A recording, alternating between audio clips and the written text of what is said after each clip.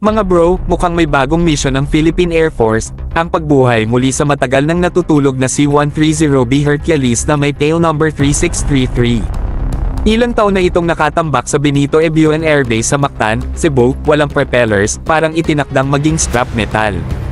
Pero ngayon, may balita tayong posibleng buhayin itong muli, at kung matutuloy, isa na naman itong dagdag na game changer para sa ating airlift capability. Kung matutuloy nga ito, madadagdagan ang ating operational fleet ng C-130s, na kasalukuyang binubuo ng dalawang C-130H at dalawang C-130T.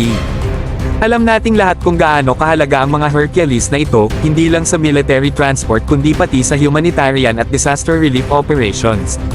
Sa isang bansang laging tinatamaan ng bagyo, lindol, at iba pang sakuna, isang operational C-130B ang malaking tulong para mas mabilis ang paghahatid ng relief goods at personnel saan mang sulok ng bansa. Pero mga bro, ang tanong, kaya ba talagang i-revive ito? Ang tagal na nitong naka-ground, at siguradong may mga major repairs na kailangang gawin.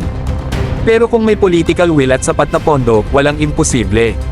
May track record na tayo ng successful refurbishments, at kung nagawa nating maibalik sa serbisyo ang iba pang lumang Hercules, walang dahilan para hindi rin magtagumpay ang proyektong ito.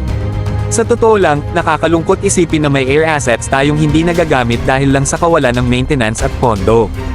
Kaya kung seryoso ang Philippine Air Force sa pagbuhay sa C-130B na ito, magandang senyales ito na hindi lang tayo nakadepende sa bago, kundi ginagawa rin ang lahat para mapakinabangan ang mga existing assets natin.